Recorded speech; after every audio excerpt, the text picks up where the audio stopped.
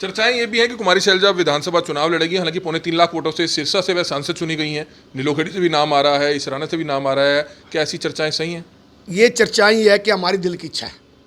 बहन जी ने कई बार कह दी, हमारा भी दबाव है बहन जी पर। हम भी चाहते हैं कि बहन जी विधानसभा का चुनाव लड़ो। हम समर्थन करते हैं इस बात का। काफी पुराने कांग्रेसी नेता तो आप भी हैं, क्या जयपाल मान भी चुनाव लड़ेंगे? नहीं, मैं कभी भी चुनाव के इंटरेस्ट में रहता। मेरा एक प्रक्रिया है जीवन की। मेरे घर जो आता है चीफ मिनिस्टर बनता है। चौधरी भंजलाल मेरे घर आया पता करना चीफ मिनिस्टर।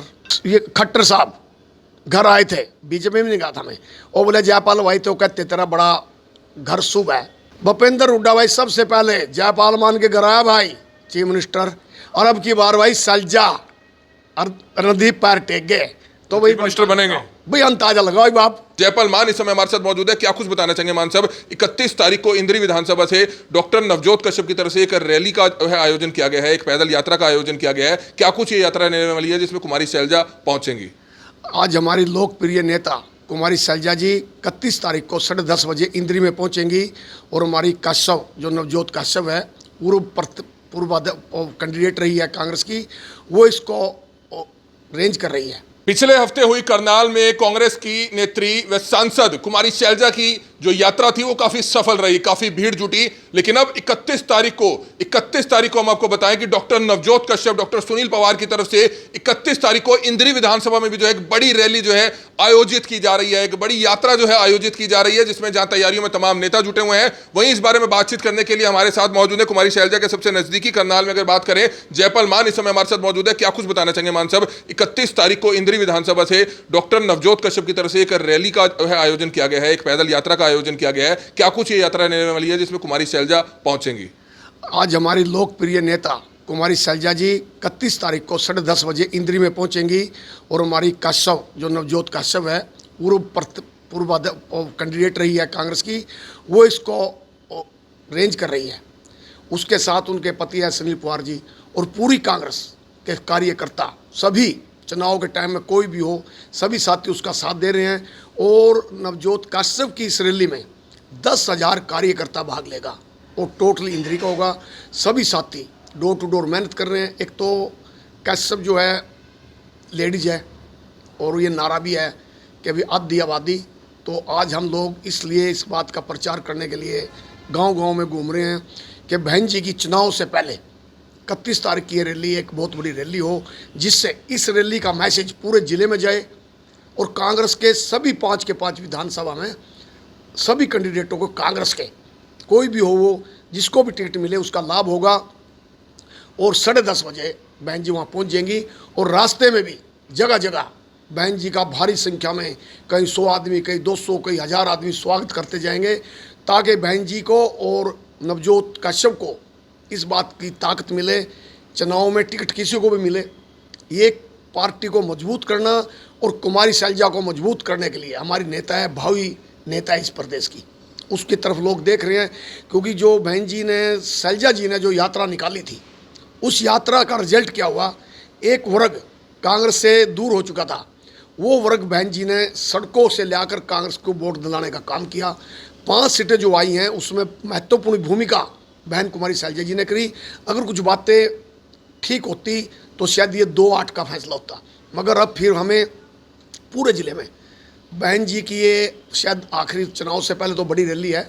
मैं सबसे अपील करूँगा सभी साथियों से, और इंद्री हल्के के नौजवान साथी जितने भी हैं, वो किसी से भी संबंध रखते हैं, वो पूजा कर सकता है, कोई राम की करता है, भगवान की करता है, जैसे हमारी आस्था बहन कुमारी शैलजा जी में।